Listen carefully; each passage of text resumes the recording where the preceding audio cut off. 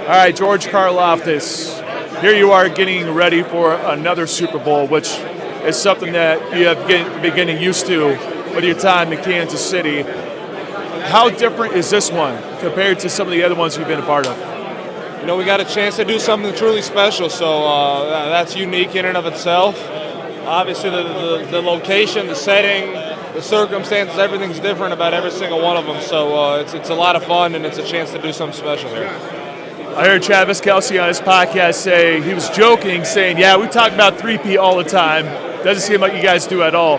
But how do you guys go about navigating through that this week? Because it's hard not to dodge it. It's hard not to think about it. But how do you guys lock in and not focus on stuff like that? You're just focused on winning the game, and then all the other stuff will just happen when it does, So just focusing on finishing and winning this game. When you take a look at yourself this year, you look at the pass rushing unit as a whole, it's been coming on strong down the stretch. Has anything changed to make you guys more successful? How have you guys been more effective recently? Definitely a few different things. We stepped it up for sure later in the year, as we do every single year. We also added Charles back, which has been good, and just have been playing with each other for a while. Guys are getting healthy, all this kind of stuff. So, I'd say a combination of all those things. Okay. How much have you grown since you've arrived in Kansas City?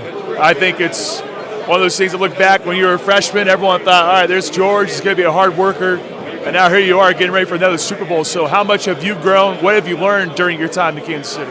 I'd say a lot. I came in here, I was just barely 21 years old, coming out of Purdue. I was there 3 years, and now becoming a young man and being that, so it's been great. Loving every minute of it. Been around some great people and having a lot of fun. So, Steve Spagnuolo, what makes him so special? What makes him such an effective defensive coordinator?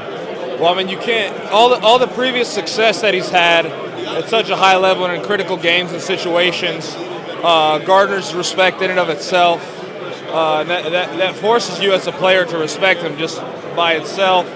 So when you have that, you basically just don't want to disappoint him. You want to do everything you can, to make him happy, because if you're successful, if you do what he asks you, you're going to be successful, and the team's going to be successful. So it's kind of all working together. Spags is a very loving guy, and he's like a father figure to a lot of us. So he's awesome. I think I know the answer to this, and I know you don't have a Hall of Fame vote, but does Steve Spagnuolo deserve to be in the Hall of Fame? Yes. Easy answer when it comes to that. Let's talk about Philly. When you look at the Eagles, I think everyone's talking about how dominant they are up front with their offensive line unit.